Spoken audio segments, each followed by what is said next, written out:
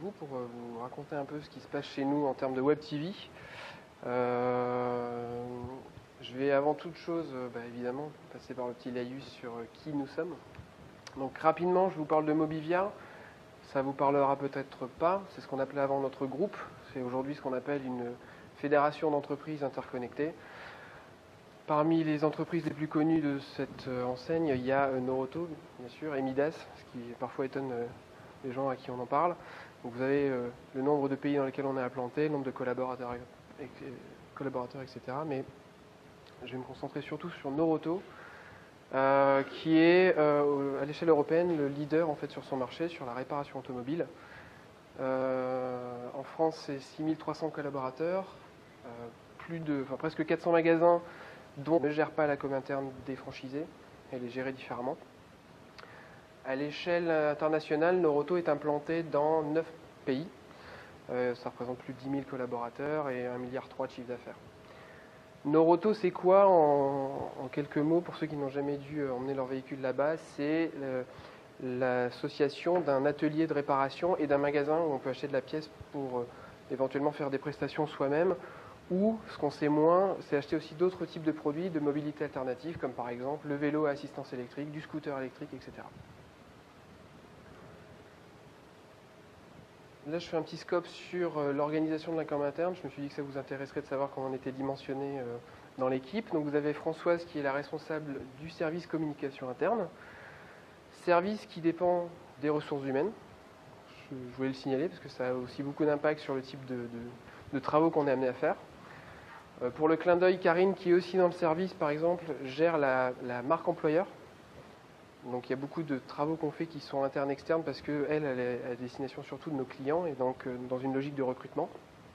À droite, vous avez Simon qui est notre chargé de communication, qui m'est rattaché fonctionnellement parce qu'on travaille beaucoup en binôme sur des projets vidéo, donc notamment le projet qu'on va voir aujourd'hui.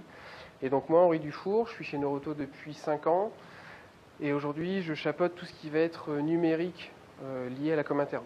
Donc c'est essentiellement des gros projets vidéo, donc il y a de l'affichage dynamique, il y a de la web TV, il y a la production vidéo en elle-même. Pour info, on produit en moyenne 75% de nos vidéos en interne. Et après, tout un pan qui va être lié aux outils Google. On a migré sur Google il y a 5 ans en abandonnant Microsoft. Et notre portail intranet qui a été lancé il y a un peu moins d'1 an, aujourd'hui, il est aussi sous techno plus ou moins lié à Google. C'est un Google Partner qui travaille avec. Donc beaucoup d'accompagnement. Parce que Google a été lancé il y a 5 ans en se disant ça va être facile. Et encore aujourd'hui, on sent que, notamment dans le réseau, il y a des collaborateurs qui sont un peu sur la touche. La vidéo chez Noroto, c'est une grande histoire d'amour. Noroto a été créé en 70. Et vous voyez, à la moitié des années 80, il y a déjà eu des premières restitutions de vidéos. En tout cas, les séminaires annuels étaient filmés, monté, généralement une journée de séminaire était retranscrite en 1 heure avec les messages forts. Donc ça c'était envoyé en VHS dans les magasins pour qu'on puisse ensuite faire des animations d'équipe. 87, juste pour le clin d'œil, premier spot télévisé. 98, on fait un petit saut dans le temps, la direction décide d'équiper tous les magasins d'écrans de télévision et de lecteurs DVD pour devenir aussi un nouveau support de communication interne. Donc à cette époque-là, on envoyait des DVD en boucle sur les premiers JT internes qu'on a essayé de faire, sur encore des restitutions de réunions, etc. Encore un bond dans le temps pour arriver en 2014, où là on passe au tout digital avec la première mouture de notre Web TV. J'y reviendrai un peu plus tard, vous aurez aussi le détail. Très récemment, là, il y a quelques mois, on est passé à la V2 de cette Web TV, avec notamment le côté participatif. Donc ça, je ferai aussi un petit crochet par l'application qu'on utilise. Et puis, pour vous donner un peu d'informations sur ce qui nous attend, vous avez vu, hein, depuis les années 80, on fait de la vidéo. Et on s'est dit, toute cette matière qu'on accumule depuis plus de 20 ans, qu'est-ce qu'on peut en faire? Aujourd'hui, c'est de la VHS, de la Betacam, etc. Donc, on veut pouvoir renumériser tout ça et le rendre disponible à nos collaborateurs, pour ceux qui ont envie de revivre l'histoire de Noroto. Donc, qu'est-ce qui nous a poussé à partir sur une Web TV? Donc, je vous ai expliqué, auparavant, on faisait de la duplication de DVD qui était envoyée dans tous les magasins, qui se regardait du coup dans la partie bureau des magasins, DVD en boucle, dans moyenne un quart d'heure, voire 1 heure, Donc les collaborateurs qui travaillaient à proximité de ce bureau étaient saoulés parce qu'ils avaient le même message toute la journée en boucle. Donc après enquête, on s'était rendu compte que c'était plus forcément consulté. Le DVD, on l'a envoyé, on ne savait même pas si le directeur le mettait dedans. Les DVD ont finalement après été réutilisés pour lancer un film entre midi et deux. Enfin voilà. Donc c'était un peu archaïque et en gros, au bout d'un an et demi, les enquêtes nous ont montré que ça ne servait à rien de continuer. Je suis arrivé en 2012. Noroto venait de lancer son nouveau portail intranet qui n'intégrait pas vraiment de module vidéo à l'intérieur. Donc on a développé avec la CI, le service informatique de Noroto, un petit player flash qu'on a intégré dans la plateforme et c'était les prémices en gros de la diffusion de vidéos par le canal web chez nous et c'était hyper compliqué. Ça voulait dire encodage nous-mêmes, donc idéalement plutôt base def, on mettait la vidéo en ligne, c'était souvent en termes de qualité pas satisfaisant et puis la contrepartie c'est que toute nouvelle vidéo chassait l'autre. Donc on n'avait pas la notion d'archivage, on ne pouvait pas revenir en arrière. Donc ça ne nous allait pas. Et en 2014, on a approché NovaStream parce que c'était un acteur connu localement, en tout cas dans la métropole de Lille, sur la vidéo d'entreprise. En tout cas, sur les notions de live, etc. Ils avaient une grande réputation. Et ils sont venus avec un projet de Web TV à destination des entreprises. Et en fait, leur solution initiale correspondait déjà à tous les besoins qu'on avait, qui corrigeait tous les défauts de les prémices qu'on avait mis en œuvre. Notamment, là vous avez une capture d'écran, donc ça permettait déjà de rassembler toutes les vidéos à un seul endroit, donc une plateforme séparée de notre portail, mais accessible par un bouton sur la page d'accueil. On pouvait classer nos vidéos par rubrique, on pouvait ajouter des mots-clés. Le workflow de publication était hyper simple, un peu à la YouTube, on met la vidéo, elle se charge, elle s'encode, on choisit la vignette. Enfin, vraiment la solution clé en main. Et pour la petite histoire, ça a été donc lancé en 2014 et ça a été un succès quasi immédiat. Les collaborateurs ont réellement adoré cette plateforme parce qu'ils ont pu revoir des vidéos un peu marquantes dans la vie de l'entreprise. Et début 2015, il y a eu des trophées d'innovation en interne avec plusieurs catégories. Et cette Web TV a gagné le prix dans la section collaborateurs. Donc humainement, cette plateforme était hyper sollicitée. Même des vidéos simples de collaborateurs qui se souhaitent leurs vœux des services centraux vers le réseau. C'était une top vue qui faisait 2000 vues et quelques. Donc gros succès. Et puis le moteur de recherche qui permettait de retrouver les contenus qu'on aurait pu rater. Je passe à la V2, donc 2017. Ce qui s'est passé, c'est qu'entre deux, nous, on a mis en place notre portail sous techno Google, pour parler au sens large. Donc techniquement, graphiquement, notre intranet n'avait plus rien à voir. Et Blaise est venu nous voir avec une proposition d'une V2 qui ajoutait beaucoup plus de fonctionnalités sur la Web TV existante. On en a profité pour faire une refonte graphique. Donc pour que ça colle avec notre intranet, même techno, en gros, on fait un lien vers la page d'accueil de l'intranet et on envoie vers cette plateforme. La nouveauté, c'est qu'on pouvait aussi embarquer une vidéo dans la page d'accueil. Donc en gros, la dernière vidéo, on la met en page d'accueil et ceux qui ont envie d'en voir plus sont envoyés sur la plateforme. On en a profité pour repenser la navigation. Je pense qu'aujourd'hui, vous savez que YouTube, c'est un acteur majeur dans la diffusion de vidéos. Donc on s'est dit, il n'y a pas besoin de réinventer la roue. On va se calquer sur l'ergonomie de YouTube parce que c'est celle qui nous semblait la plus simple à mettre en œuvre. Et puis il y a surtout un pan participatif qui nous intéressait, c'est d'essayer d'avoir une plateforme qui soit moins top-down et de donner la parole aux collaborateurs, les rendre, comme on dit chez nous, collabore-acteurs. Et voilà. Et donc après, vous verrez qu'il y a plein de fonctionnalités supplémentaires que je verrai un peu plus tard. Mais avant de voir ces fonctionnalités, il y a une chose, je pense, qui est importante de comprendre, c'est que cette plateforme en soi ne sert à rien si vous n'avez pas un minimum de contenu à diffuser. Comme je vous l'ai dit tout à l'heure, on fait en gros 75% de nos productions. Le reste, en cas de charge de travail, on va passer par une agence ou en termes juste d'exigence qualité. Mais du contenu, on en a assez souvent. Il y a en moyenne une nouvelle vidéo par semaine qui est envoyée sur la plateforme. Que ce soit la nôtre, que ce soit une récupération de l'équipe commerciale, que ce soit une vidéo d'un fournisseur avec un tuto, etc. Donc c'est surtout le contenu qui fait la force, je pense, de cette plateforme. Je vais vous montrer quelques extraits. Alors, le temps est assez court, donc on passera juste 30 secondes par média. Ça, c'est le genre de vidéo qu'on produit. Vous reconnaissez peut-être Simon, notre chargé de communication, qui joue le rôle de l'intervieweur, qui va sur le terrain d'un magasin pour filmer l'équipe du comité de direction. Et l'idée, c'était quoi? C'est 2 fois par an, on fait une vidéo de lancement de saison. La saison été et la saison hiver chez Noroto, c'est hyper important. Et c'est l'occasion de montrer quels sont les axes majeurs pour les collaborateurs sur cette saison.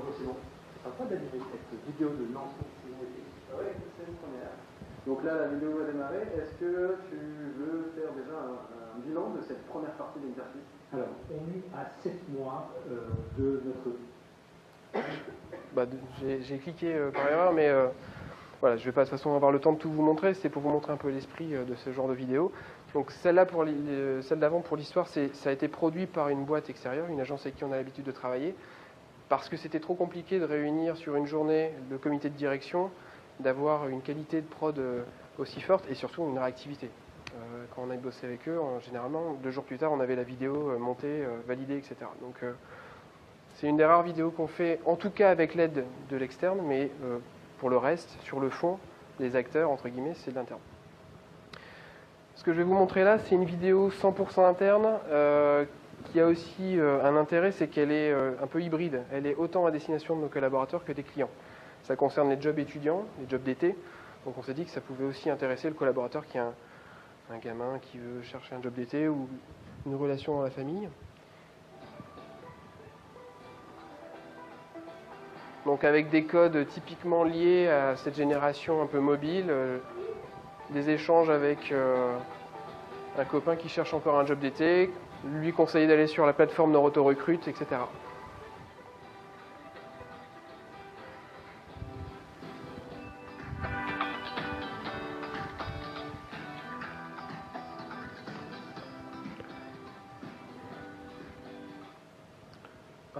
Ça fait pas pause, en fait ça passe à la suite.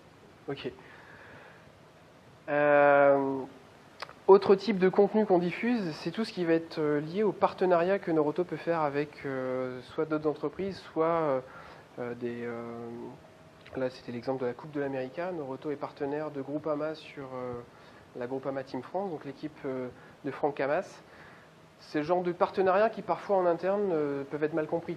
Pourquoi Noroto va s'adosser à une course de bateau? Le lien n'est pas forcément facile à faire. Donc c'est le genre de vidéo qu'on peut produire aussi pour mettre en parallèle l'expertise de ces équipes, l'expertise de nos équipes, et puis montrer que c'est des moments hyper sympas à vivre et sur lesquels il y a des retours aussi en termes d'image. Donc là, par exemple, en termes de prod, c'est des images qui venaient de Groupama, qui ont aussi une équipe interne, qu'on a mélangé avec du contenu que nous on a filmé pour l'occasion. Et on a fait un montage en commun, validé par les 2 équipes et qui était utilisé chez nous et comme chez eux. Donc avec typiquement du produit Noroto. Donc ça, on l'utilise assez souvent pour relayer ce genre de partenariat qu'on peut faire.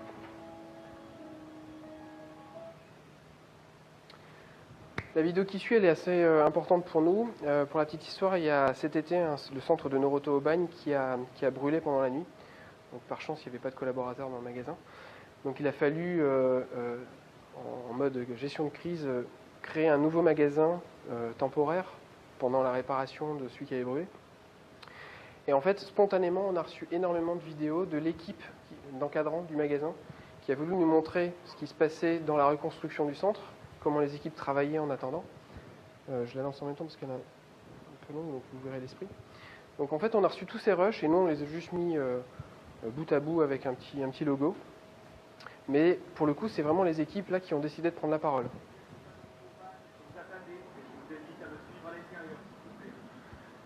Ce qui est hyper important, c'est qu'il y a eu un élan de solidarité de la part des autres collaborateurs et aussi beaucoup d'attentes, beaucoup de questionnements. C'est-à-dire que tous les autres centres voulaient savoir ce qui se passait au Bagne, quelles étaient les nouvelles du front, entre guillemets. Donc beaucoup de messages sur notre plateforme, notre réseau social interne, qui est pour l'instant Google+. Et cette vidéo a permis de montrer vraiment de A à Z comment ils s'étaient réorganisés en attendant la fin des travaux.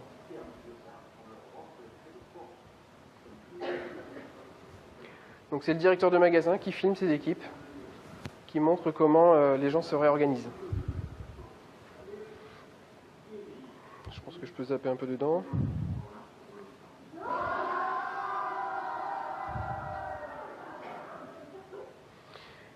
Cette vidéo elle a une particularité qui fait le lien avec celle qui suit. Je vous parlais de production interne. Parce que souvent quand on parle de vidéo d'entreprise, on peut se poser la question combien ça coûte de se lancer dans de la prod maison. Là, je vais vous montrer un exemple que j'ai filmé moi-même au Mondial de l'Auto l'année dernière. Une vidéo que j'ai fait en 3 heures de temps sur le salon pour montrer en gros c'est quoi les grandes tendances de demain dans le milieu de l'automobile. Donc beaucoup de voitures électriques. Cette vidéo-là, je l'ai faite avec ça. J'ai fait avec quelque chose que vous avez a priori tous dans votre poche. En l'occurrence, ça c'est un iPhone 6S. Et un stabilisateur, ce qu'on appelle en gros une gimbal, c'est le nom un peu technique, et qui permet d'aller sur des salons, de faire des interviews, sans avoir les saccades classiques qu'on a quand on filme à la main. Donc ça permet de faire des petits panoramas, enfin tous les outils qui permettent en quelques minutes de faire une vidéo digne de ce nom. Donc ça, là le montage, en partie il a été fait sur iMovie, sur le téléphone. Ce qu'on a juste fait une fois que c'était fini, c'était de rajouter du titrage après sur un logiciel séparé.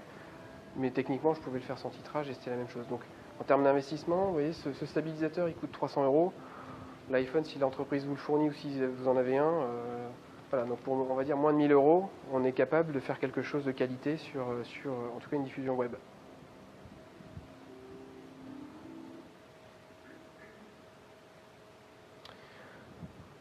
Autre utilisation récurrente chez nous, c'est la création de replay de tous nos passages télé.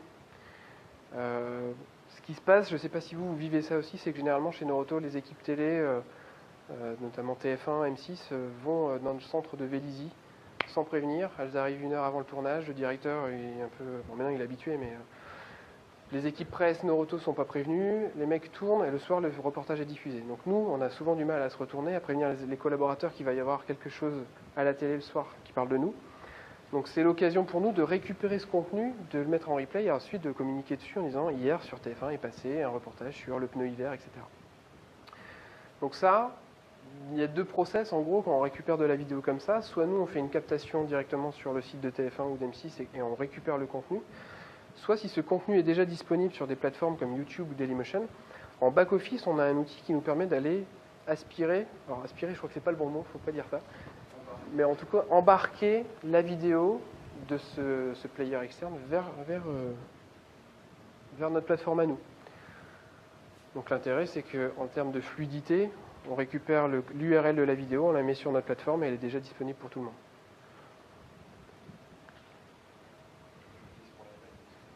Ouais, ça peut être intéressant aussi sur la veille de ce qui arrive dans le monde de demain. Nous aujourd'hui on sait qu'il va y avoir un switch entre la voiture thermique et électrique, donc tout ce qui est actualité sur les véhicules autonomes, les véhicules électriques, on fait un petit peu de veille, de benchmark, on leur propose pour aussi que les gens se nourrissent un peu du monde qui les entoure sur le milieu de l'automobile. Alors un mot sur l'accessibilité, vous avez peut-être remarqué ça tout à l'heure.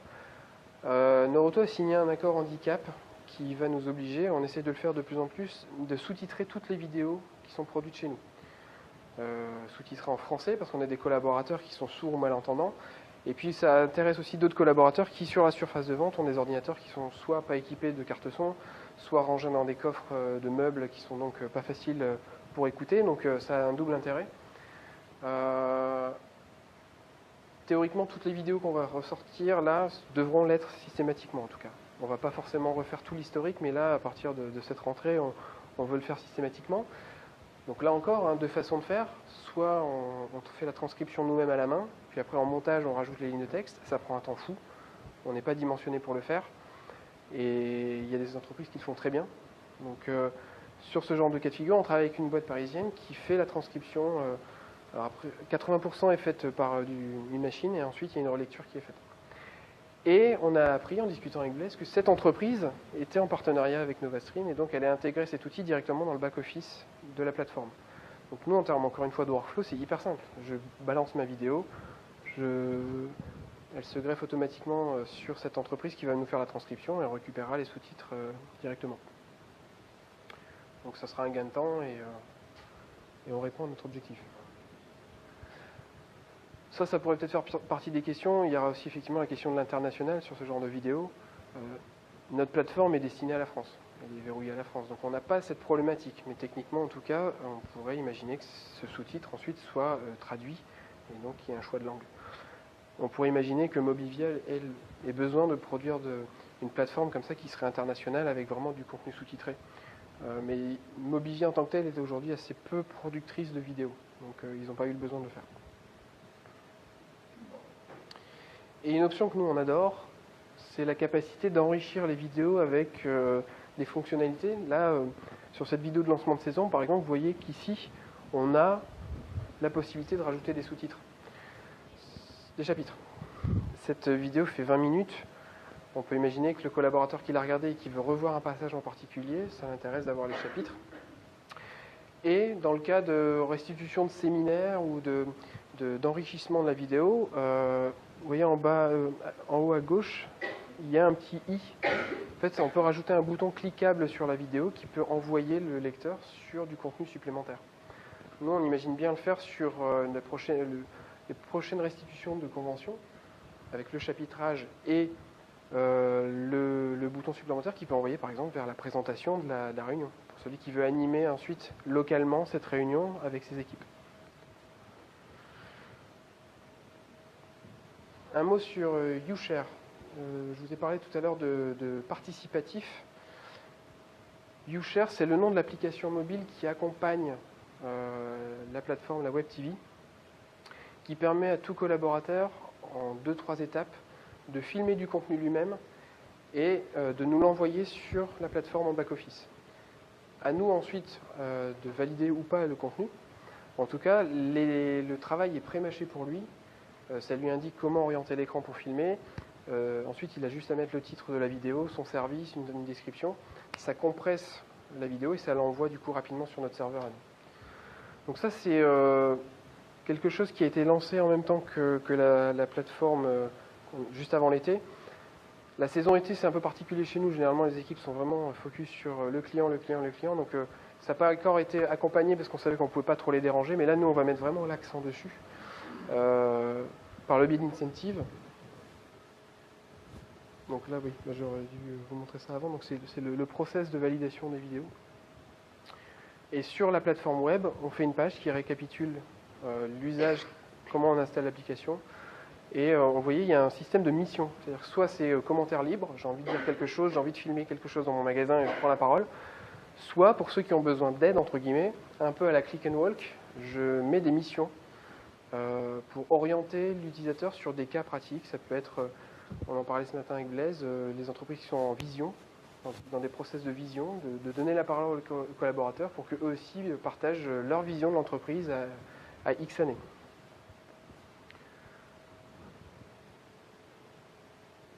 Et pour faire le lien avec tout ça, je vais vous montrer une vidéo qui nous est apparue spontanément. L'entreprise travaillait un nouvel accord sur la mixité homme-femme dans l'entreprise. On a beaucoup de mal à recruter des collaboratrices à l'atelier. C'est un métier a priori plutôt masculin, donc peu de femmes, mais il y en a. Et quand Anaïs a entendu parler de cet accord qui allait naître, spontanément, elle a pris la parole avec l'application pour nous envoyer son témoignage. Donc je vous propose de le regarder, il est assez court. Je m'appelle Anaïs, j'ai 24 ans. Je suis en couple de 18 ans, j'ai une petite fille de 4 ans. Je suis opératrice service rapide à Moroto d'Arentin depuis 1 an. J'ai suivi une session SPR via le Pôle emploi. J'ai toujours été passionnée par le monde de l'automobile depuis très jeune et grâce à Moroto, j'ai pu saisir ma chance. J'ai intégré un super centre avec une super équipe. Aujourd'hui, si je vous montre cette vidéo, c'est pour vous prouver que nous, les femmes, on peut travailler dans le monde de l'automobile. Jusqu'ici, je n'avais aucune expérience dans ce domaine. Et ma détermination et ma motivation m'a permis de m'arriver là aujourd'hui. Leur prouver que j'en suis capable est ma priorité chaque jour. Et je sais qu'un jour j'arriverai à mon objectif, être mécanicienne confirmée et peut-être pourquoi pas chef d'atelier. C'est plus qu'un métier, c'est une passion. À bientôt. C'est ce qu'on nous demande souvent parce que ça fait... je pense qu'elle a bossé parce que ce qu'il faut comprendre, c'est que vous savez, vous avez peut-être tous lancé des réseaux sociaux d'entreprise et vous avez peut-être connu ça aussi au départ. Quand on donne la parole aux collaborateurs, il y a toujours un peu de frilosité. Je vais être jugé, il faut que j'écrive bien, etc. On est en train de vivre ça aujourd'hui sur la plateforme. Prendre la parole en vidéo, se filmer, c'est un autre exercice que juste écrire 2 lignes sur un réseau social. Donc, on sait que ça va marcher, mais il va falloir que nous, on travaille vraiment les collaborateurs en faisant de la redite, en proposant des choses, en proposant pourquoi pas des concours en interne pour les inciter à le faire plus spontanément. Puis après, ça devienne quelque chose de naturel. Mais en tout cas, sur le cas d'Anaïs, on n'a rien eu à faire. Donc c'est possible. Et dernier cas de figure, c'est ce qui nous attend l'année prochaine. Donc là, vous avez des photos de nos archives.